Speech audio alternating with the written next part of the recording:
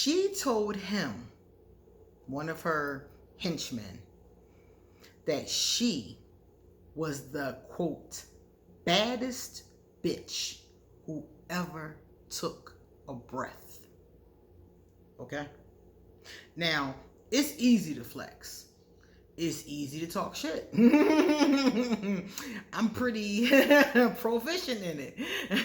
I'm sure many of you are too. But she actually is. Out of all the Aquarius, Rick James, Rasputin, all the scandals I told y'all about, all of that, every last bit of it, she's badder than all of them. And she's Aquarius. So she's today's infamous Aquarius. And when I say infamous, I mean infamous. Wait till I tell you guys about La Madrina, also known as the Black Widow, Griselda Blanco. But first, before I get into her, let me tell you who I am. Hey guys, it's me, it's Queen Osset Haru, and thank you for joining me for another wonderful edition of Ask an Aquarius. If you haven't already, please hit the red subscribe button and smack the bell. Also, if you like this video, please give it a thumbs up, pass it on to somebody else who might like it too, and don't forget to leave us a positive comment in the comment section. And please stick around to the end of the video, because I'm going to read 2 of my favorite comments and respond from previous videos. And one of them could be yours, or it could be something that you find to be humorous, okay? If you would like to get a reading done, please email me. All of my information is underneath this video. So if you want to send me a gift, if you want to, oh, speaking of sending a gift, Mary Cruz sent me this beautiful new crown through my Amazon wish list, which is underneath this video. Mary Cruz, thank you so much. I love red and I love this crown. So this is so cool. Thank you so much. Okay, so back to what I was saying before. Now, before I get into this, I have to give a disclaimer, because this is a very brutal woman. The beginning is brutal. Her life was hard, okay? I can't sugarcoat it. Her beginning is brutal. Her middle is brutal. And the way she died is brutal. The whole thing is brutal. There is lots of talk in this about violence. It was a very violent time. Adults and kids getting hurt. All kinds of awful things happen to and because of Griselda Blanco. So if you're somebody who's very sensitive to violence, and there's some sexual assault and it's a whole bunch of stuff in this story, this is like one of the worst stories I've ever heard, okay? And she's a female Aquarius. People always tell me, gotta watch those female Aquarius, and this one takes the cake. So if you are sensitive to those things, I would suggest skipping this video and going on to the next one, okay? All right, so let me tell you about Griselda Blanco. First of all, Griselda was born in Cartagena. Cartagena is in Colombia, South America. And she was born on February the 15th of 1943. And she died September 3rd of 2012. Like I told you before, they called her La Madrina, which translates to Godmother. Some called her the Black Widow, because you're going to find out later she was accused of murdering all 3 of her husbands. She was also known as the Cocaine Godmother and the Queen of Narco Trafficking. Now, Griselda's story, as you're getting ready to find out, is a bloody, vicious one. And I heard the story backwards. I heard about her as an adult and everything that happened, how she died. I heard that part first. I didn't hear about how she got to that point. I heard that last. And when I listened to this woman's story, my heart went out to her, because when I first listened to the story, I was like, oh my gosh, she is crazy. She's bloodthirsty. I was like, wow. And the fact that she was Aquarius and she was wild with it, I was like, yeah, that's Aquarius all day. Infamous, because this ain't some shit you really want to be famous for. I mean, it is good to be famous. I mean, she was rich and she was, opulent and luxury. Those kind of things are good, but how she got them is where the problem comes in. So I'm going to explain to you how we got to this point. In 1943, she was born to her mother. We know her mother and her father's name, but we don't know a lot of information about them. At 3 years old, her mother moved from Cartagena to Medellin. And many of you who've been watching Asking Aquarius for a while, you guys know that I frequent Colombia. I frequent Cartagena and Medellin. Actually, I frequent Medellin. I only went to Cartagena once, but I want to go back. This is a part of the world that is very different from the United States. Obviously, they have their own culture, but it's a very different, and this time period was very different. They had been in civil war. The country had been in civil war for quite some time. It was basically war torn, a lot of poverty, and this is the world this child comes into. Now, she comes into this world, and her mother, I don't know what happened to her mother. I would love to know more about her mother, because her mother was selling her body. Okay. And she started to make Griselda do the same thing. And Griselda was still a child. Now, we don't know, like, the ages are kind of hazy. Some people say this age, some people say that age. But basically, ever since she was a child, somewhere between 8 and 12 years old, her mother had her selling herself to help feed them. And when I read that, or I saw that in the documentary, I was just like, no wonder she turned out the way that she did. Can you imagine being 8 years old and your mother selling you to the neighbor for sex? And then chastising you after? Because there's a movie, there's a documentary, there's several different things about her and her family. Lots and lots and lots of stuff about her and her family. So in the movie, and this is where I saw this scene, she gets chastised because she didn't get the money from the guy. So she goes back and she shoots him. He tries to charge at her. She takes out his gun. She shoots him with his own gun, puts his gun in the bag with all the money and a couple other things. And I was watching it and I was like, this is a child. And because of the fact that she was so young, because I heard the story backwards, it made sense to me, because I was like, every abused child is not going to go in the direction that we're getting ready to see her go in, because it didn't stop there. It just escalated. So not every abused child goes in that direction. Some of them go in a totally different direction. But you know how they always say hurt people hurt people? This is a very true statement. It doesn't make it right, but it's a true statement, because some hurt people, not all, are going to go and hurt other people. They're going to lash out. And that's what happened in this case, because after the abuse, they said her mother was, making her do that, and she was also abusing her. Some accounts say that she was an alcoholic and she was hitting her, and she had men in and out. God knows what they were doing to her. So a lot of people talked about the roughness of that childhood. Then by the time she was 11, she was running with like a neighborhood gang, basically. And they said that these gangs would rob, they would pickpocket, so she was continuing these criminal activities that her mother introduced her to. And now she's learning new criminal activities. There's actually a story about when she was 11 years old, and they said that her and her group of her gang kidnapped another child and held the child for ransom. And when the family did not pay the ransom, Griselda shot the child.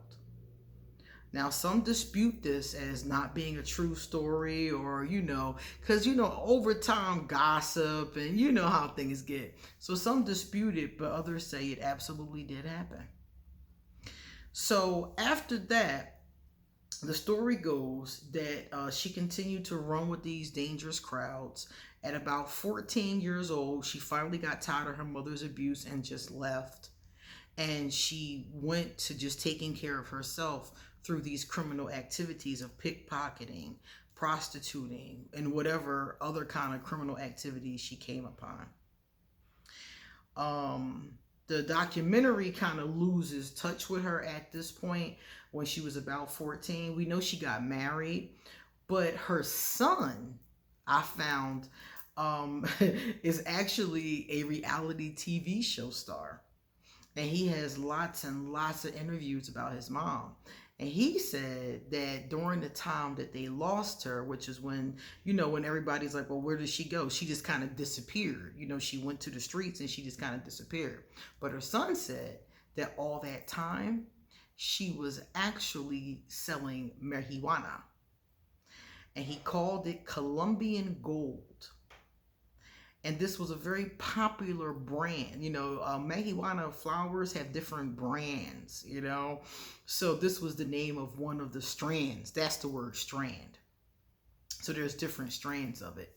And the one that she was known for was called Colombian gold. So he said during that time, that's what she was doing. She was still doing, she started off with marijuana and she was doing other criminal activities. She got married to her very first husband, and that's what her son says she was doing during that time. So after that happened, some kind of way she ends up with a second husband and all these boys. She has 3 children, and they moved to New York City. So now she decides, from being around New York and peeping, she was very Aquarius in the sense that she had an eye for the future, the visionary kind of thing. And she knew that cocaine would be big. So she started to she went from marijuana into cocaine. And back then, cocaine wasn't something that, people did. It was like, it wasn't like people who were, they became addicts over time, but back then they didn't know how addictive it was, number one. And number two, it was something that people who like to dance and like to party, who was seen as being more chic and going to the clubs, that kind of person, not so much sitting home getting high watching TV, but like a fun mover, shaker kind of person, was the kind of person that would be drawn to coke. And at first they didn't think it was addictive or anything was wrong with it. So people just used it, and it was very common in social settings. Later we found out how addictive it was and so forth and so on. So when it first started to be a thing, she peeped how big it was going to be, visionary, and decided that she was going to get into it. So first she was just what they call a mule. She was bringing it into the country and distributing it, and then she had women working for her, and, and it just kept getting bigger and bigger and bigger. And one of the interesting things they said was that she actually invented, here go the Aquarius ingenuity, she invented underwear, brassieres and underwear that you can stuff kilos in. So here she is with, and she made these, she manufactured these for her workers to be able to get kilos in and around the city. So it was like, oh my goodness, she had all this Aquarius ingenuity going on. If she had been using it for legitimate purposes, she would have been like Madam C.J. Walker or something, So anyway, so she starts doing that. It becomes huge. Cocaine was huge. I mean, it was huge. According to this, they said that she was really a pioneer. Like she was one of the first. Like she was before everybody. Anyway, after a while, New York got on. They were like, something's going on here. And they started to they started, investigating as they do, and they found some of her shipments, and they had a warrant out for her. She escaped to Colombia. She stayed in Colombia, and then she said, you know what? Miami looks good to me. I think I'll set up shop in Miami. So she snuck back into the country and stopped in Miami. And this is where she went from making amazing money to being a billionaire. And nobody was a billionaire back then. Like she was a billionaire. And they said that basically what happened, she came into Miami. She was the one who invented drug trafficking. It wouldn't even be a term if it wasn't for Griselda Blanco. She made all of this up. This is all that amazing Aquarius ingenuity being used for illegal means. Anyway, so another thing about her, not only was she this, this godmother queen pin, she also was very ruthless. So during this time in Miami, anybody that remembers Miami Vice, or if you remember the 80s, in Miami, there was a lot of drug wars. There was a lot of shootings, a lot of mass murders. There was a lot of, drive-bys. She actually invented a new drive-by method. And her thing was crushing her enemies, crushing her competition. She was said to be ruthless in this. If you disrespected her, if you owed her money, and they said that, because you're a woman, and the drug trade is really a masculine dominated trade. And as a woman, she was already a rough customer. It wasn't like this profession made her rough. As we can see, she was rough since she was about 8, and probably before that. She came in, that's that Aquarius woman, that masculine energy. So she already had it, and then what she went through, it came out even stronger. And then being around all of these men, she was even that much more ruthless. She had to be, in her mind, more ruthless than them. So she was killing people, not just, shooting people, but sending out her hitmen. They called them the cocaine cowboys. And if you did something to her, you disrespected her, that was it. You were done. During this time, she had the kids we talked about. She had 4 sons altogether, and she had 3 husbands, and she was said to have killed them all. When they asked her son, she only has one remaining relative, her youngest son. She named him Michael Corleone Blanco because she was real into like movies, The Godfather, things like that. And when she gave birth to him, his uncle said, hey, name him Michael Corleone. She liked it, so that's what she named him. And when they asked Michael, did your mother really kill your father? Michael did not say yes, but Michael did not say no. Okay? Michael was more like, let's not talk about that. Okay? It was more that kind of thing. But he did not deny it. And so I was like, wow, that means there was a big possibility that that's exactly what happened. So while she was in Miami, killing people, doing her thing, at the same time raising a family, I was like, wow, what duality that is. You're raising a family, because her son was talking about what a loving mother she was. And I was like, La Madrina was a loving mother? I was like so surprised. This duality, and that's very Aquarius. That's a very Aquarius energy, but it's just surprising that it was such a dichotomy. Like you have this woman who's murdering people. They said that when she sent the cowboys to kill somebody, she would tell them, don't leave anybody alive in the house. No women, no children, nobody.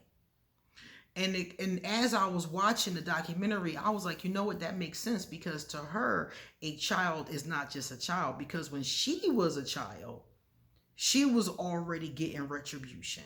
So in her mind, and she said this in the movie, she said that, this child will retaliate one day, And she's not thinking about it like this sweet little kid with a lollipop. She's thinking about a child who will go get a gun, or who will grow up to go get a gun and want to retaliate because you murdered his family. So when she like would shoot a place up, it was everybody had to go. There was one famous case about a 2-year-old boy that was murdered in one of these sprees.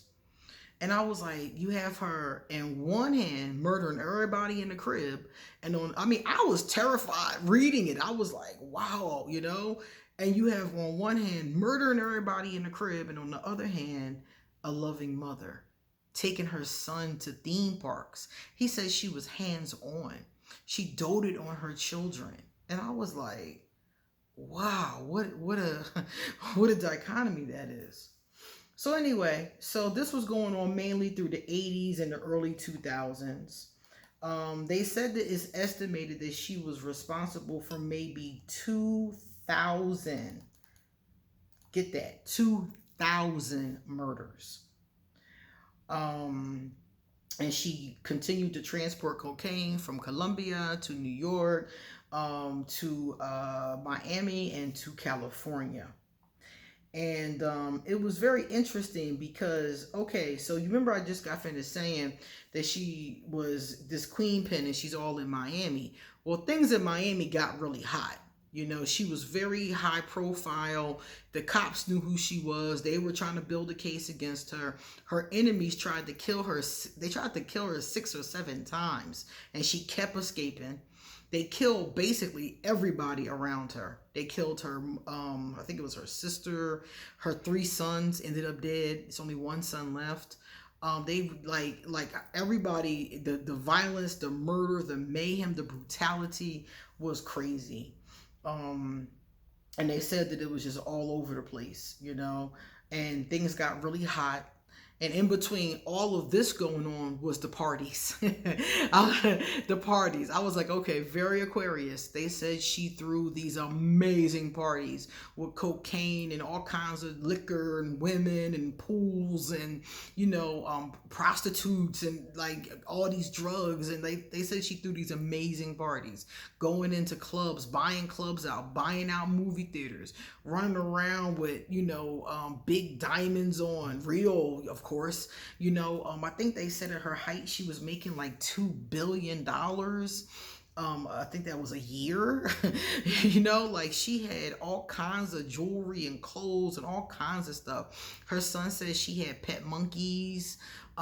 She had, you know, exotic birds, all kinds of stuff. So in between all this craziness, you know, is all this luxury. She had all these homes and all these properties. And, you know, her oldest son at like 17 years old took over a part of the business, and he had his own house, and he had Bengal tigers as pets. Like what, you know? So like these people were living this crazy, luxurious, violent, bloody life. And it was just like, you know, her son was talking about how abnormal the whole thing was, and he loved all the toys and the luxury, but like you had to watch your back constantly, he said. Like they had this thing where, you know, and everybody who watches their back knows this, you don't put your back to the door.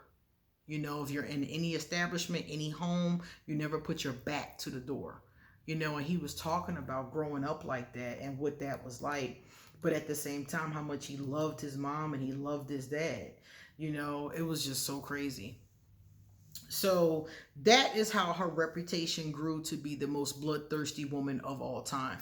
After that happened and they kept trying to assassinate her, the cops were after her, she figured, let me flee again. So she fled to Colombia and then back and just set up shop in California. So now she living in California, and she's still running her drug business, you know, and living in California. And she did to set up the same thing there. But the problem is that they now had enough evidence on her to arrest her. So that was, that was in like 1985. So they arrested her, and she stayed in jail until 2004. Now get this, the whole time she was in jail, she was running her drug business. She was in jail for 19 years, and the whole time she was running her drug business, and her sons were helping her. Anyway, so while she was in jail, unfortunately, her sons did their time because they got arrested too, and they were sent back. They were sent back to Colombia, and they were murdered. They were murdered like as soon as they got there. And then they took her to Miami to face charges in Miami. So she continued to go through this, and it was very funny because they even said that she tried a couple of different ways to get out of this. And one of them was she had like the star witness against her incriminate himself so he could not testify against her. She was real cunning. She was a businesswoman. Her mind was sharp. She was really smart. For somebody who wasn't formally educated, for her to be able to run a $1 billion business, she was really just naturally smart. And unfortunately, as we see, she didn't utilize her creativity in the right way. So she goes to jail. She gets out in 2004. They lose track of her.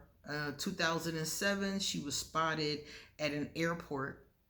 And then in 2012, she was gunned down. Now, by this time, she's 70 years old. So she's, made it through all these assassination attempts. Her son said 22 members of their family were murdered. He is apparently the last one. And she survived all of that until 2012. And they said that she was getting some meat.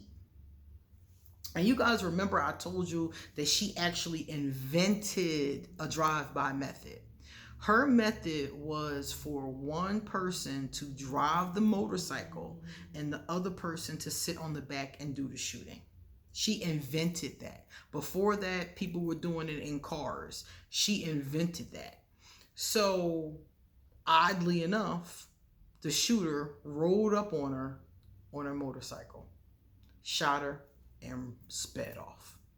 She was 70 years old, coming out of a meat store, And what I thought was funny about the whole thing, not so much funny, haha, but funny, ironic, she had become a born-again Christian. So she had, after all of that happened, gone to spirituality, just like Aquarius do. Aquarius love us some spirituality. So let me make sure I hit on her scandals. I told you about some of the scandals already, but I'm going to hit on the ones that I didn't touch. It was said that she was bisexual, which I thought was very interesting because they said that she would, have a threesome or menage or foursome or whatever she was doing, how many people she was doing it with. And then she would have people killed. Like she would, have sex and then be like, for her amusement, she would have people killed. And this is one of the popular, rumors about her. And she was also said to sexually assault men and women at gunpoint. So it wasn't like, you had sex with her because you wanted to. You was going to have sex. And she wanted to have sex, period, So she had a lot of stuff going on with her. And then, let's see, did I get all of them? I think that was all of them. And remember I told you guys she was worth $2 billion at one point. So it was like amazing.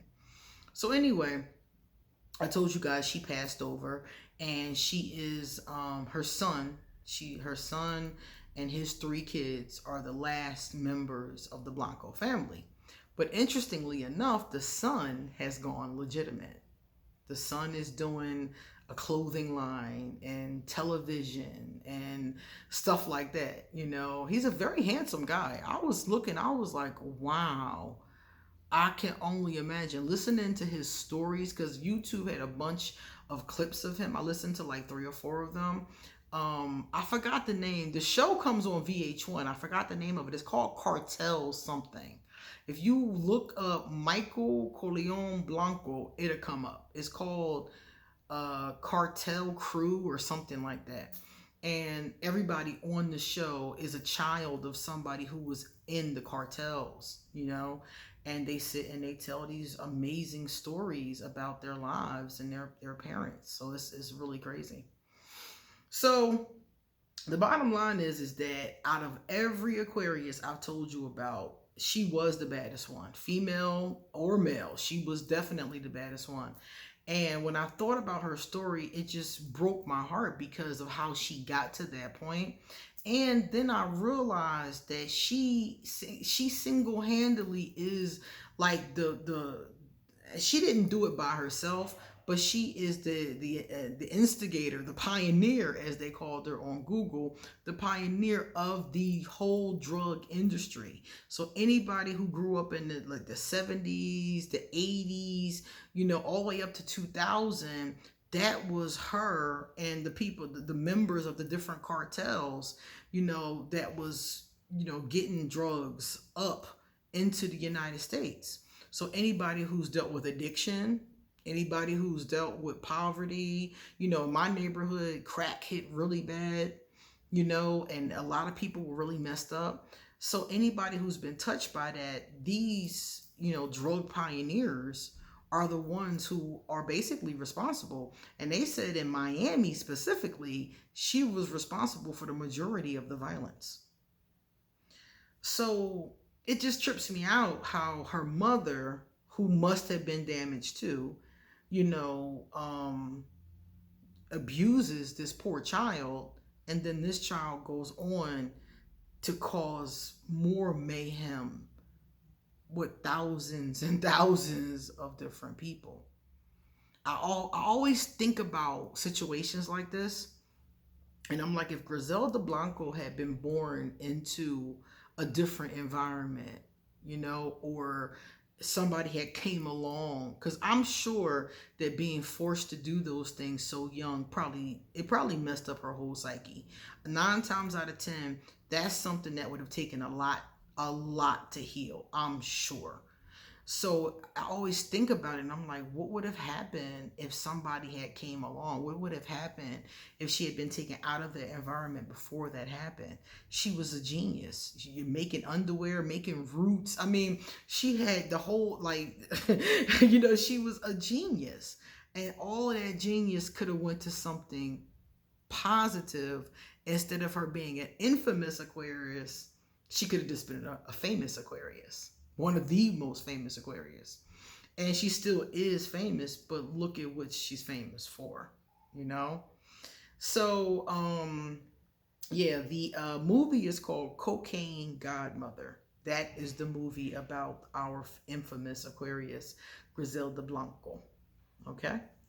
All right, guys, let's take a look at. All right, now we have our positive comment. Positive comment number 1. W.D. Hudley said, wow, thank you. I have stayed for 2 years being gaslighted awful. It's been like he's brainwashed me till I started meditating. So that's good, because meditation helps